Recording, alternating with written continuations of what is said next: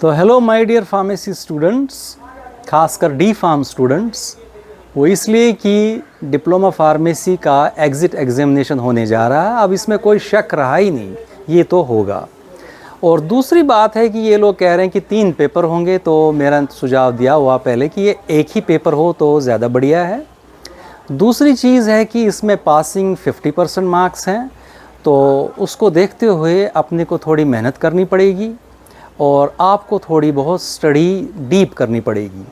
Subjects तो वही हैं जो डी फार्म फर्स्ट ईयर और डी फार्म सेकेंड ईयर में पढ़ते आए हैं, ये तो सिलेबस तो वही है। अब सपोज़ हम तैयारी का देखें, सपोज़ हम बायोकेमिस्ट्री की बात कर लें, मैं आपसे ग्लाइकोलाइसिस का सिंपल सा क्वेश्चन पूछूंगा, ग्लाइकोलाइसिस। अब आपको ग्लाइकोलाइसिस तो पढ़ लिया आप लोगों ने, अब क्वेश्चन आएगा आपके पास, ग्लाइकोलाइसिस सेल में कहाँ होती है, क्या ये साइटोप्लाज्म में होती है कि माइटोकॉन्ड्रिया में होती है। इस वे में आपको 3-4 ऑप्शंस होंगे, तो आपको वो चीज़ देखना है, जैसे कि ये आपको साइटोप्लाज्म में ही होती है। आप जैसे TCA साइकिल है, ये साइटोप्लाज्म में होती है कि माइटोकॉन्ड्रिया में होती है, भाई ये माइटोकॉन्ड्रिया में होती है। या ग्लाइकोलाइसिस में कितने ATP निकलते हैं एरोबिक फेज़ में, एनारोबिक फेज़ में कितने निकलते हैं। इस तरह के आपको क्वेश्चंस आपको ध्यान रखने हैं, ये जो आपके MCQ टाइप क्वेश्चंस आएंगे। अब जैसे हम बात कर लें कोई दूसरे सब्जेक्ट की, फॉरेंसिक फार्मेसी की, भाई शेड्यूल H क्या कहता है, तो 2-4 ऑप्शंस दिए होंगे आपके। भाई शेड्यूल H का मतलब क्या है, या C1 में कौन कौन से ड्रग्स इंक्लूड होते हैं, 3-4 ऑप्शंस, जैसे उसमें कॉस्मेटिक्स वगैरह ही इंक्लूड होते हैं, C1 एंड इसमें होते हैं।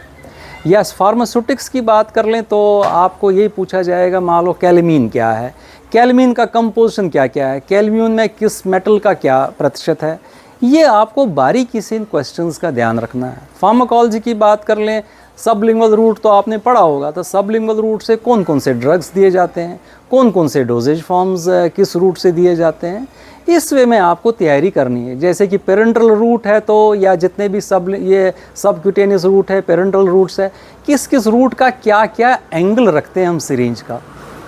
या जैसे बायो अवेलेबिलिटी की बात कर लें तो ऐसा कौन सा पेरेंटल रूट है कि बायो अवेलेबिलिटी 100% है, वो बाय इंट्रावेनस से ही आ जाती है।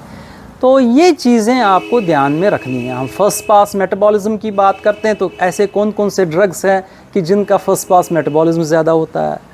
या डोज़ की बात है तो पर्टिकुलर एंटीबायोटिक है, किस कंडीशन में देते हैं और इनके डोज वगैरह क्या है। इस वे में मेरी राय है आप तैयारी कर लें और जुटे, और घबराने की कोई बात नहीं है। I wish you all the best. Thank you.